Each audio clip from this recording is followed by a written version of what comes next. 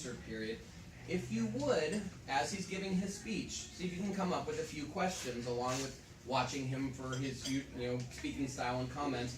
But the important thing, as much as anything, is his addressing your questions after having provided his speech. So if you can think of a few things to ask him, that would be very helpful for Marvin. Thank you, Scott. Marvin Corea is a staunch supporter of education for all. He is addressing a group of conservatives in order to promote the idea of redirecting some government funds for education. Please help me welcome Marvin Corea.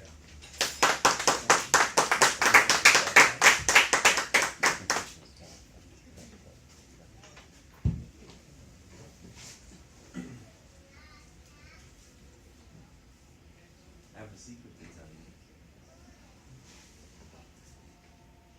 Technology is taking over. This may not be so surprising to some people. It's been happening for the last 100 or more years. Think of the people that used to work in farms. How many people needed to work on 1 acre of farmland 50 or so years ago? Maybe 10 or more. How many people are needed to work on a 1 acre farm now? 1?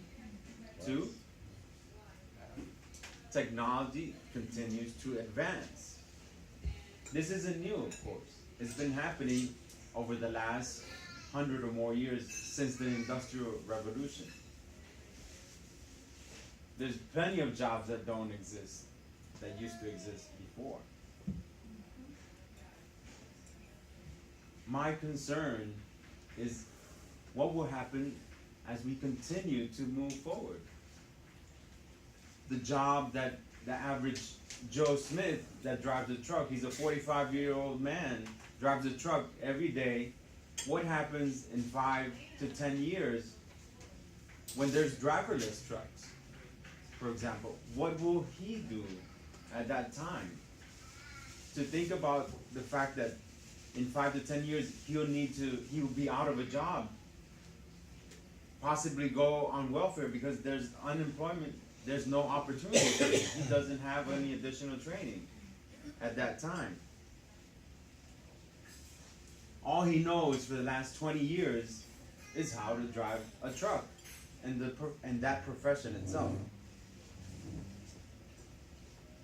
And my idea is this: let's start re-education now for a lot of the people that technology will take over their jobs.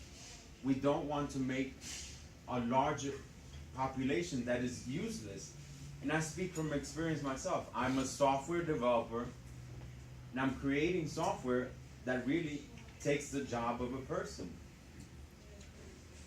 I connect one piece of software to another, whereas one person would do the saving of data in one software and then uploading it into another software. I'm creating software that's going to get rid of that. I know from personal experience that this is happening. I'm creating software that is going to eventually eliminate somebody's job. And it's going to continue to happen. I want to open a new door to opportunity for displaced workers or future displaced workers. Now. Why now? Because in the future, when 5 to 10 years comes down the line, it'll be too late to learn new technologies. For Joe Smith, who's driving the truck, the time to invest in him is now. It takes time to learn new technology, and that's where we need the training. An estimated 1 million or more people will be out of jobs because of technology. And what can we do? The cost of doing this can be as low, and I put in quotes low, $20 billion. $20 billion may seem a lot, but to our government, it's really a drop in the bucket. And my proposal is this. Let's redirect some funds from a proposed wall that will be built that will cost an estimated how much? $20 billion for 1,300 miles of wall. Now I know what you're thinking.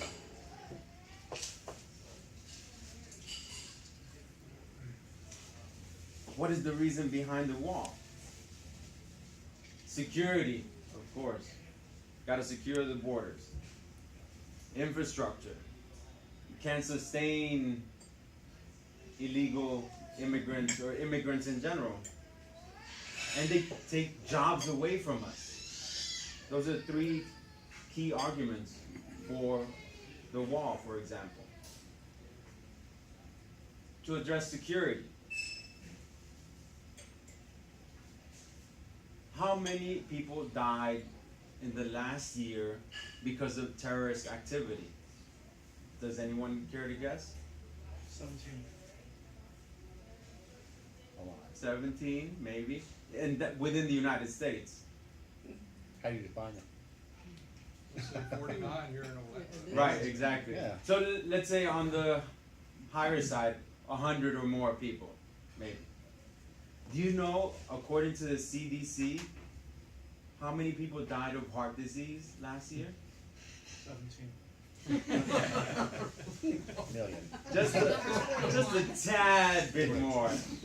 Over 600,000 people died of heart disease last year. Nearly 600,000 people died of cancer last year. That's over 1 million people of just heart disease and cancer. Now, of course, there's one way of thinking. Let's address that issue as well. But consider, what do we see in the news more? Do we see things about cancer or heart disease? No, we see about terrorist activity, about violence. But the fact is, the majority of deaths are not coming from terrorist activity or people that are killing each other, even war. When we include war, it's still under 10,000 people that have died in war activities. Another point was the infrastructure. It can't sustain. We're paying for illegals' education. Did you know that it's estimated that $10 billion are paid by illegal immigrants in state and local taxes per year? Also, 15 billion are contributed to Social Security. Social Security they will not be able to use. Only U.S. citizens can have Social Security, but they're contributing 15 billion per year. The last point is they take jobs away from us. When you think about it and look at your position, look at your job, how many immigrants, let alone illegal immigrants, would be able to do the work that you do right now? Do you know of anyone that their job has been taken because of an illegal immigrant? In summary, the question to ask yourself is this: are we going to close the door on Joe Smith, or are we going to open new opportunities for him with re-education? If you are for a better future, tell your congressman that you vote for education and not for the wall. And now thank you. I'll leave 2 or 3 minutes open for questions and answers. Yes, sir. As a comment, we could put Joe to work building the wall, but that's an aside. The real question is, how do you convince people in Joe's situation they need to be trained? How do you make sure they're open to that idea and communicate that to them? give them examples of history. Just like the example I gave, how many people are working in farm and agriculture? But how practically, through their unions or public outreach or? Definitely start yeah. with leadership. Is the ones that are connected to many people. Definitely union leadership would be beneficial. And this is a matter of, again, re-education. We don't want them to become useless in 5 to 10 years. When you think about it, there's vast opportunity for a lot of people. So let's take advantage of it. Take advantage of it now, as opposed to later when it's too late. Yes, ma'am. You seem to only have one focus as far as re-education can happen, and you fund that project with the money coming from the law. However, would there be another way to do it, such as maybe employer-sponsored programs that could be a tax incentive as well? That if an employer, because I understand if you're writing software that's going to take your colleague's job, then, but they're still a good employee, I would imagine that the employer would be motivated to keep that employee, because the employees are tough to find and to keep, the good ones. Yes, I But completely. just in the face of technology getting better, could that be an option? Oh yes, I definitely agree with you. There could be incentives to employers. What's one of the most difficult things as a business owner to get is to find good people. If you have good people, you want to keep those good people because it costs so much to find another good person. There should definitely be incentives to encourage employers that their job is going away, so let's re-educate them, provide incentives to tax deductions to businesses that are re-educating their workforce. Definitely, I agree with that. Yes. My family's been farming the same tract of land for 150 years. Why is it up to me to change instead of those social elitists over on the coast? Why are they making me change? Why is it my responsibility? Yeah, Bubba.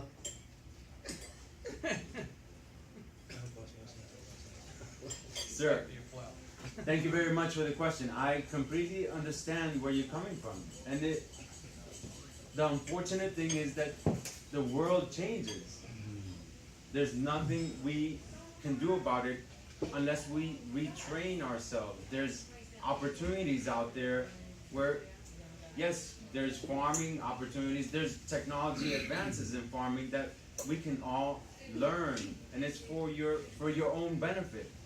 It will benefit us as well, but we're all benefiting from this. Thank you very much for all the questions. In closing, the door of opportunity is there. Are we going to do the right thing and open it for Joe Smith and others like him? Mr. Toastmaster.